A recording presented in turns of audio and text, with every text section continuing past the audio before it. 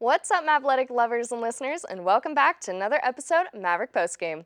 We hope some of you got to see some more athletics this past week. If not, don't worry, because today we got another full show for you as football season comes to an end. And men's basketball make a comeback in the game to earn their victory. Plus, the women's basketball has a night of many achievements. And volleyball obtains an awesome RMAC tournament win. All of that and so much more as we move ahead into this recap-packed episode of Maverick Postgame. So with that being said, I'm your host, Grace Metcalf. And I'm Isaac Klein. Let's dive into all the game-breaking stats, off-the-wall wins, heartbreaking losses, and in-depth analysis of our CMU athletics. Roll it!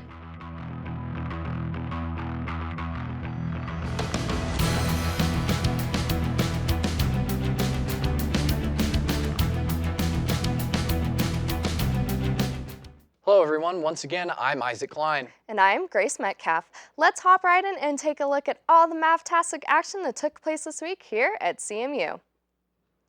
It was not the finish the Colorado Mesa football team wanted, and the 37-7 season-ending loss to number 10 Western Colorado on Saturday at Stoker Stadium will stick with the Mavericks for a while. Depleted by some key injuries in the final stretch, the Mavericks gave up a touchdown on the fourth play of the game and could never get their footing after that. A drive to the Western 11 was halted when the Mavs failed to convert on fourth down when Aiden Taylor tried to hurdle over the line to try to pick up 2 yards, but was stopped 1 yard short. A missed field goal ended CMU's third drive of the game, their only possession of the second quarter. It was CMU's second 14-play drive that chewed nearly 7 minutes off the clock and failed to produce points. A fumble on the second half kickoff set up the Mountaineers on the Mesa 24, leading to Western Colorado going up 24-0 before the Mavericks finally got the big play they needed. Cash Bradley fielded a punt on the 2 and found a seam, weaving his way around the Mountaineers for 77 yards to the Western 21. Aiden Taylor took care of the scoring, running in from 13 yards out. The Mountaineers blocked a punt and returned it 13 yards for a touchdown and turned an interception into their final scoring drive of the day. Western Colorado finished second in the conference behind CSU Pueblo, with those two teams all but guaranteed spots in the Super Region 4 playoffs. With the Mavericks knowing they had their chances to join field, but back-to-back losses to close the season ended those hopes. CMU finished third in the RMAC standings at 7-4 overall, 6-3 in the conference, including their signature win over Colorado School of Mines, which also finished 6-3 in RMAC play.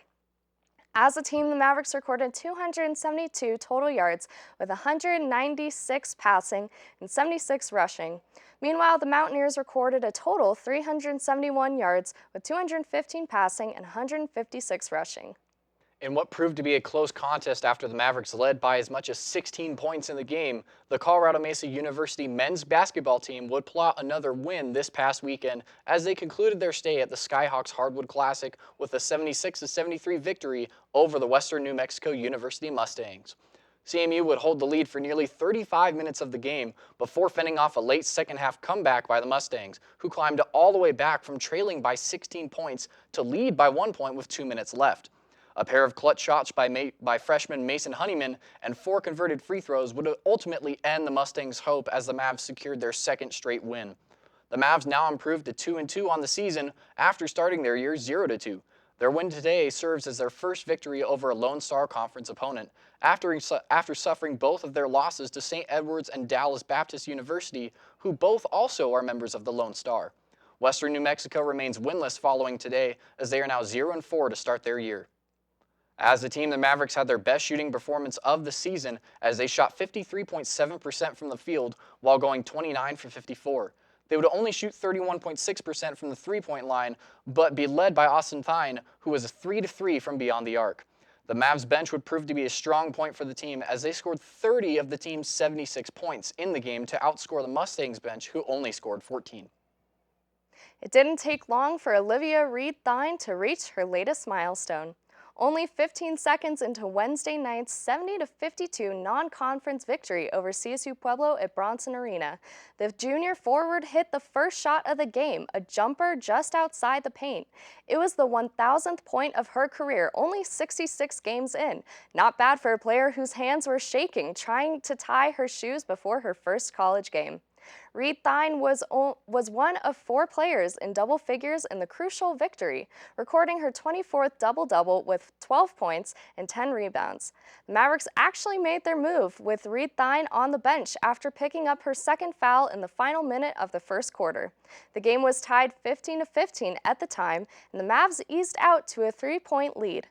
That's when Riley Hayes took over, scoring the next 11 points for CMU on a trio of 3-pointers and a pair of free throws. Brooklyn Palmer had her best game as a Maverick with 14 points and 7 rebounds and had a perfect shooting night. She made all 6 of her field goals, including a pair of 3-pointers. A point of emphasis was keeping the Thunderwolves off the free throw line, and the Mavericks did just that. CSU Pueblo made 8 of 10 free throws, the Mavs 20 of 22.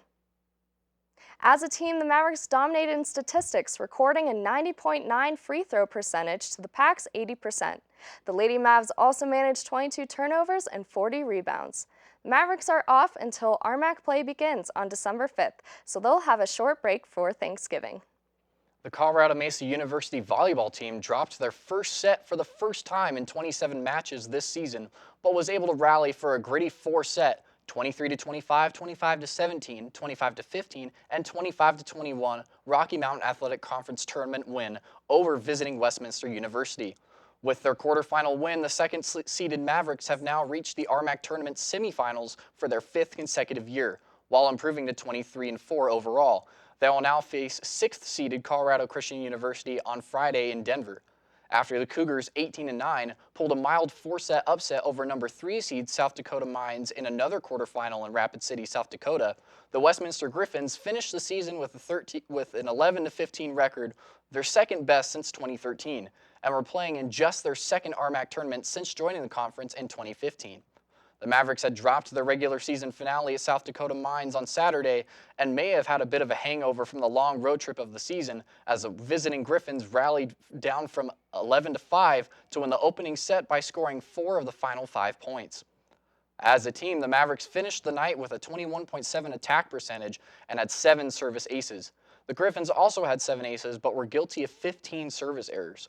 The Mavs also finished the 2024 season with a 12-1 home court record and have lost 5 matches in the 5-year career of Sabrina Vandalist and Hani Johnson, who have won 105 total indoor matches as Mavericks. The number 12 Colorado Mesa wrestling team opened Rocky Mountain Athletic Conference dual schedule with a dominant 47-7 win over the New Mexico Highlands Cowboys on Friday evening in Bronson Arena. The Mavericks' 8 bouts that included a pair of forfeit wins at 197 and 285 pounds on their way to their first conference dual win of the season.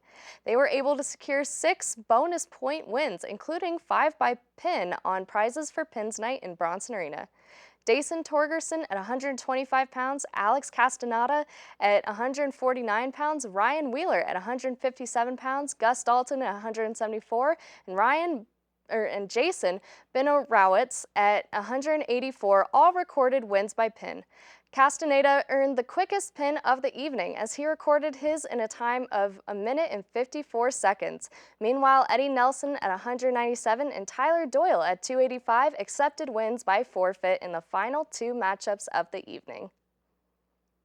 Colorado Mesa University beach volleyball pair Ellie Ask and Barrett Nolan won the opening set but dropped their final match of the weekend at the AVCA Beach Volleyball National Championships on Sunday at the John Hunt Park Sand Volleyball Complex.